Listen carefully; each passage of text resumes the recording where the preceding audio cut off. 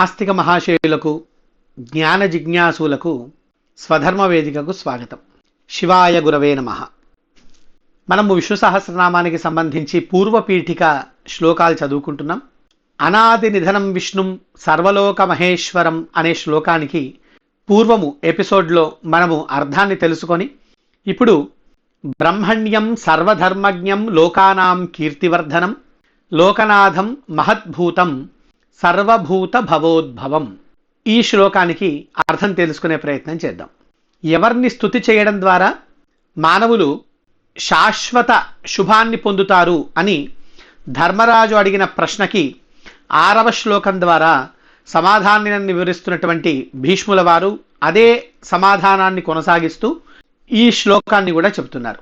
ఈ స్తుతించదగిన మహావిష్ణువు సర్వవ్యాపకమైన చైతన్యం ఏదైతే ఉందో ఈయన ఎట్లాంటి వాడు ఇంకా అంటే బ్రహ్మాదులకు మరియు వేదములకు కూడా ఇతనే రక్షకుడు, సమస్త ధర్మాలను తెలిసినవాడు, ప్రాణుల యొక్క కీర్తిని పెంచేవాడు, లోకనాథుడు, విశ్వానికి అతీతమైనటువంటి సత్యస్వరూపుడు మరియు ఈ సమస్త జీవుల యొక్క సంసారానికి మూల కారణమైనటువంటి వాడు. ఇటువంటి దివ్య విశేషణాలను ఈ శ్లోకం ద్వారా భీష్ముడు తెలియజేశాడు. అటువంటి మహావిష్ణువుని ఎవరైతే తెలుసుకుంటున్నారో అటువంటి వారికి ముక్తి లభిస్తుంది అని చెప్పి ఉన్నతమైనటువంటి శుభాన్ని పొందగలరు అని చెప్పి భీష్ముల వారు సమాధానం చెబుతున్నారు. బ్రహ్మణ్యం అనే పదానికి అర్థమేం చెప్తున్నారో చూద్దాం. బ్రహ్మణే స్రష్ట్రే బ్రాహ్మణాయ తపసే శృతయేవా హితం అని చెప్పారు. అంటే సృష్టికర్త అయినటువంటి బ్రహ్మదేవుడికి, బ్రాహ్మణులకు అంటే బ్రహ్మజ్ఞానము పొందుతున్నటువంటి వారికి, తపస్సులకు లేదా తాపసులకు, వేదములకు మేలు చేసేవాడు అని అర్థం. ఇక్కడ బ్రహ్మశబ్దానికి కొన్ని ప్రత్యేకమైన అర్థాలు ఉన్నాయి. అవేంటో చూద్దాం. ఒకటి చతుర్ముఖ బ్రహ్మ అని, రెండవది జ్ఞాని అని, మూడవది తపస్సు అని, నాలుగవది వేదము అని. ఈ 4 రకాల అర్థాలు ఉన్నాయి. వీటికి భగవద్గీతలో కూడా ఆదిశంకరుల వారు గీతాభాష్యము భూమికా భాష్యం రాస్తూ అక్కడ చాలా చక్కని మాట చెప్తారు. అది చదివి వినిపిస్తాను చూడండి. జగతః స్థితిం పరిపిపాలయిషు స ఆదికర్త నారాయణాఖ్యః విష్ణుః భౌమస్య బ్రాహ్మణః బ్రాహ్మణత్వస్య రక్షణార్థం దేవక్యాం వసుదేవాంశేన కృష్ణః కిల సంబభూవ బ్రాహ్మణత్వస్య హి రక్షణే రక్షితః స్యాత్ వైదికః ధర్మః అని చెప్పంటారు. అంటే ఈ లోకము అధర్మంలో మునిగిపోయినప్పుడు, అధర్మం అంటే ఏం లేదు, వేద విరుద్ధమైనటువంటి భావాలతో కర్మలతో మానవులు తప్పుడు మార్గంలో ప్రయాణం చేస్తున్నప్పుడు వాళ్ళను ఉద్ధరించటానికి ప్రధానంగా దేవుడు చేసే పని ఏంటి అంటే వేద ధర్మాన్ని ఉద్ధరిస్తాడు. అటువంటి వేద ధర్మాన్ని ఉద్ధరించుట ద్వారా మాత్రమే వర్ణ వ్యవస్థ అనేది గాడిలో పడుతుంది. ఎక్కడైతే వర్ణాశ్రమ ధర్మాలు చక్కగా పాలించబడతాయో, ఆచరించబడతాయో అక్కడ సుఖము శాంతి అనేది చక్కగా లోకంలో విరాజిల్లుతుంది. వర్ణాశ్రమ ధర్మాలు అంటే ఇప్పుడు లోకంలో రాజకీయాల కోసం వర్ణాశ్రమాలకి వంకర భాష్యాలు చెప్పి ఒకరితో ఒకరు కొట్టుకొని చచ్చే ప్రయత్నాలు చేస్తున్నారు. ఇవి కాదు వర్ణాశ్రమ ధర్మాలంటే. అది చెప్పుకుంటూ పోతే అది చాలా పెద్ద ప్రవచనం అవుతుంది. ఏ వర్ణములో ఎవరైతే జన్మిస్తారో ఆ వర్ణానికి తగినటువంటి ఆశ్రమాలు వేరు, వర్ణాలు వేరు. ఆశ్రమములలో ఉన్నవారు ఆయా ధర్మములను మాత్రమే పాటిస్తూ పరధర్మములు మనము ఆచరించే ధర్మాల కన్నా సులువుగా సంతోషంగా అనిపించిన వాటిని పాటించకుండా మనకు ఏ ధర్మాలైతే శాస్త్రాలు శాసించాయో చేయమని వాటిని మాత్రమే త్రికరణ శుద్ధిగా ఆచరిస్తూ ఉండడం అనేది వర్ణాశ్రమ ధర్మాలను ఆచరించడం అని అంటారు. ఎందుకంటే గీతాచార్యుడు కూడా చెప్పాడు, స్వధర్మే నిధనం శ్రేయః పరధర్మో భయావహః తస్మాత్ శాస్త్రం ప్రమాణంతే కార్యాకార్య వ్యవస్థితౌ శాస్త్ర విధిముత్సృజ్య క్రియతే కామకారతః. ఇట్లా ఎన్నో ప్రమాణ వాక్యాలు మనం మునుపు చెప్పుకున్నాం, ఇప్పుడు చెప్పుకుంటున్నాం. లోకంలో వీటికి వక్రభాష్యాలు చెప్పిన వాళ్లకు కుదవలేదు. అటువంటి వక్రభాష్యాలు చెప్పి మానవుల బుద్ధులు పాడు చేయడంలో సమాజంలో చాలామంది ముందుంటారు. ఇక్కడ ఎవరిని వివక్షతో చూసి నాశనం చేయమని లేదు. వివక్ష అనే పదానికి నిర్వచనం కూడా వేరుగా ఉంది, అది తర్వాత చూద్దాం. అవన్నీ కూడా క్రమేపీ మనం చదువుకునే పరిస్థితులను బట్టి అక్కడ వచ్చే వివరాలను బట్టి మనం చూసుకుంటూ ముందుకెళ్దాం. అటువంటి వర్ణాశ్రమ ధర్మాలను ఉద్ధరించినప్పుడే మానవుడు ఉత్తమమైన స్థితిలో ఉంటాడు అనే ఉద్దేశ్యంతో దేవకీ వసుదేవులకు కుమారుడిగా కృష్ణుడు పుట్టి ఈ జగత్తులో వేదములను రక్షించాడు. వేదముల ద్వారా, ఆ వేదములను అధ్యయనం చేసిన బ్రాహ్మణుల ద్వారా లోకంలో ధర్మాన్ని కాపాడి మళ్ళీ మానవులందరినీ సరైన మార్గంలో నడిపాడు. ఈ విధంగా బ్రహ్మము అంటే వేదము అని కూడా అర్థం చెప్పుకున్నాం కదా ఇంతకుముందు మనం. అటువంటి వేదములను కూడా రక్షించాడు కాబట్టి బ్రహ్మణ్యమూర్తి అని పరమాత్మకు పేరు. బ్రహ్మణ్యం సర్వధర్మజ్ఞం అనుంది కదా, అందుకని బ్రహ్మణ్యుడు అని అర్థం. అలాగే సర్వధర్మజ్ఞ అనే పదానికి అర్థం ఏంటి అంటే సర్వాన్ ధర్మాన్ జానాతి ఇది ధర్మజ్ఞ, సర్వధర్మజ్ఞ అని అర్థం చెప్పుకోవాలి. అంటే లోకంలో రెండు రకాల ధర్మాలు ఉంటాయి. ఒకటి ప్రవృత్తి ధర్మం, రెండవది నివృత్తి ధర్మం. ఈ రెండిటికి సంబంధించినటువంటి సంపూర్ణమైన జ్ఞానం కలిగిన వాడు అని అర్థం ప్రధానంగా. ఇక లోకంలో ధర్మ సూక్ష్మాలని, నీతి అని ఇట్లా ఒకటి కాదు రెండు కాదు, సమస్తము తెలిసినవాడు కాబట్టి ఆయన సర్వజ్ఞుడు, సర్వజ్ఞుడు కాబట్టే సర్వధర్మజ్ఞుడు. అటువంటి సర్వధర్మ శబ్దానికి కూడా ఆదిశంకరుల వారు ఒక గొప్ప నిర్వచనం ఇచ్చారు, అదే భగవద్గీతలో.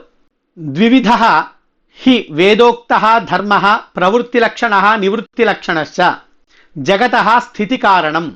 ఈ జగత్తు చక్కగా నడవాలి అంటే ప్రవృత్తి లక్షణ ధర్మాలు, నివృత్తి లక్షణ ధర్మాలు, నాకు అది కావాలి ఇది కావాలి, ఈ యజ్ఞము ద్వారా నేను ఈ సుఖాన్ని పొందాలనుకుంటున్నాను, ఆ లోకాలు కావాలి ఈ లోకాలు కావాలి, నాకు ఇంకేవో భోగాలు కావాలి అని కోరుకునేవాడి కోసం ప్రవృత్తి ధర్మం చెప్పబడింది. ఇవేవీ శాశ్వతం కాదు, ఏది లభించినా మళ్ళీ పోవాల్సిందే, ఏది మనకు శాశ్వతంగా నిలబడదు. అన్నీ అంతంలో అంటే చివరి సమయంలో అన్నీ మనం వదిలిపెట్టిపోయేవే. ఎంత తపస్సు చేసినా, ఎంత గొప్ప లోకాలు వచ్చినా ఆ లోకాలన్నీ క్షీణే పుణ్యే మర్త్యలోకం విశంతి. ఆ ఫలాన్ని ఇవ్వడం పూర్తయిన తర్వాత మానవుడు మళ్ళీ అక్కడి నుంచి తిరుముఖంగా ప్రయాణం చేసి ఈ భూలోకంలో పడాల్సిందే. కాబట్టి ఏ సుఖము శాశ్వతం కాదు.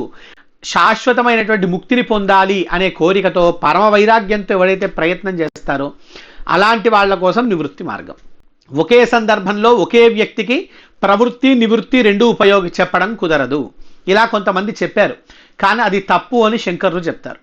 కానీ పరమాత్మకి అన్ని ధర్మాలు తెలుసు కాబట్టి అటువంటి ప్రవృత్తి నివృత్తి ధర్మాలను ఉపదేశం చేయడం కోసం సృష్టి మొదట్లోనే పరమాత్మ సనక సనందనాదులను నివృత్తి ధర్మాన్ని ప్రచారం చేయడం కోసం మరీచి మొదలైనటువంటి ప్రజాపతులను ప్రవృత్తి ధర్మాన్ని లోకంలో ప్రచారం చేసి ఏ మార్గంలో ఏ జిజ్ఞాసువులు ఉన్నారో వాళ్ళను ఉద్ధరించడం కోసమని పరమాత్మ ఆ రెండు మార్గాలను ఉపదేశం చేసి ఆ ఋషులను లోకంలో వెళ్ళి అటువంటి కోరికలు కలిగినటువంటి జీవులను కాపాడండి, వాళ్లకు మార్గ నిర్దేశనం చెయ్యండి అన్నారు అని మన భగవద్గీతలో చెప్తారు. కాబట్టి సమస్త ధర్మములు తెలిసినవాడైన, కాబట్టి సర్వధర్మజ్ఞం అని అర్థం. అలాగే లోకానాం కీర్తివర్ధనం అంటే ఏమిటి అంటే లోకానాం ప్రాణినాం కీర్తయ యశాంసి తాహ స్వశక్త్యనుప్రవేశేన వర్ధయంతీతి అని దీనికి అర్థం. లోకంలో మనము చాలా గొప్ప పేరు పొందుతాం, కీర్తి ప్రతిష్టలు సాధిస్తాం, ఇంత గొప్ప వాళ్ళండి అంత గొప్ప వాళ్ళండి అనేటువంటి మాటలు వింటూ ఉంటాం. ఒకడికి విద్య బాగా ఉంటుంది, ఒకడికి డబ్బు బాగా ఉంటుంది, ఒకళ్ళు నలుగురికి సహాయం చేయగలుగుతారు, ఇంత గొప్ప కీర్తి కలుగుతుంది.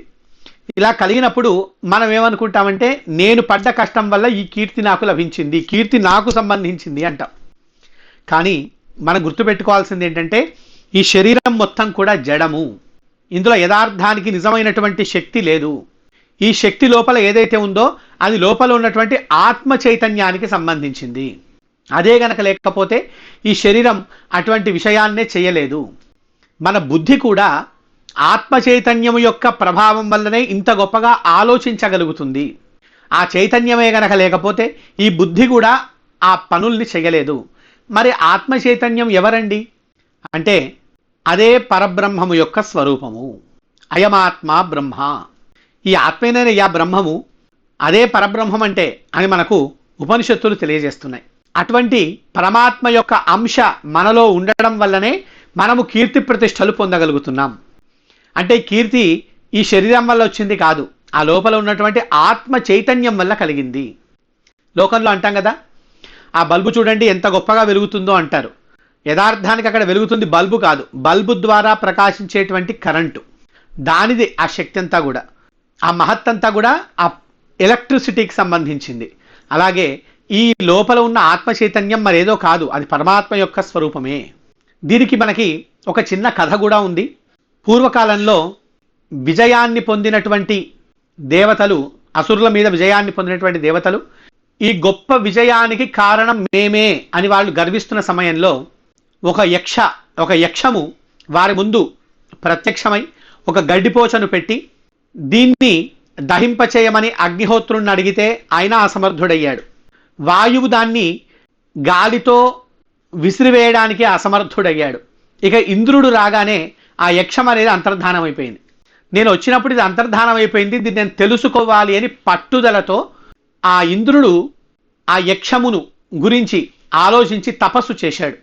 ఎంత తీవ్రమైన తపస్సు చేశాడు అంటే ఆ యక్షమే సాక్షాత్తుగా అనేక ఆభూషణాలతో హైమవతి రూపాన్ని ధరించి ఇంద్రుణ్ణి అనుగ్రహించి మీ యొక్క విజయానికి కారణం పరమాత్మ అని ఉపదేశం చేస్తుంది. సో ఇటువంటి కథ మనకు ఉపనిషత్తులో కూడా కనబడుతుంది. కాబట్టి దేవతలే కాదు, ఈ జగత్తులో ఎవరికి కీర్తి కావాలన్నా, ఎవరు ఉద్ధరించబడాలన్నా దాని వెనకాల ఉన్నది ఆ పరమాత్మ చైతన్యమే అని అర్థం చేసుకోవాలి. లోకానాం కీర్తివర్ధనం అంటే ఇదర్థం.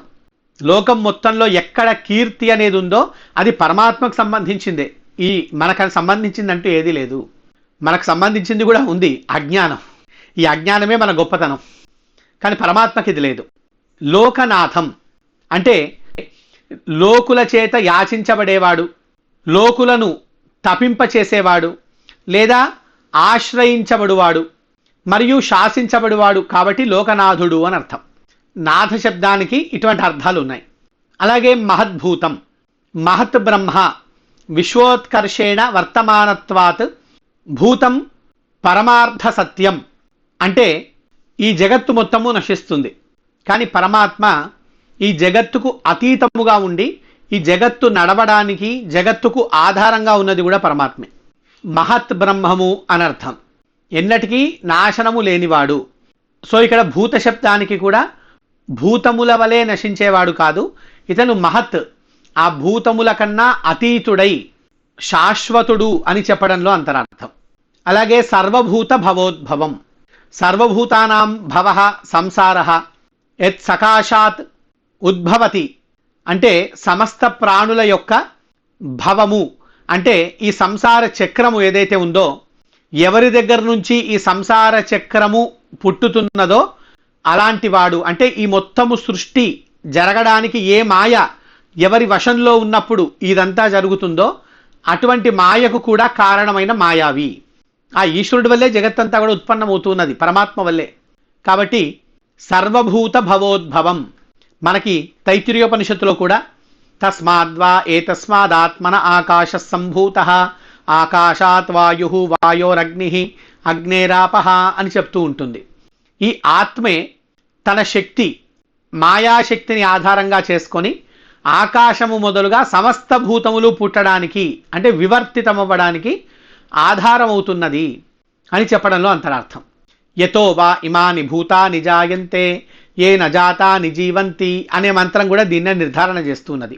కాబట్టి ఇటువంటి పరమాత్మను ఎవరైతే తెలుసుకుంటున్నారో, ఇటువంటి పరమాత్మను ఎవరైతే చక్కగా స్తోత్రము చేస్తున్నారో త్రికరణ శుద్ధితో, అటువంటి వాడు ఖచ్చితంగా ముక్తిని పొందగలడు అని చెప్పడంలో అంతరార్థం. ఈ శ్లోకాన్ని ఇంతటితో విరమిద్దాం.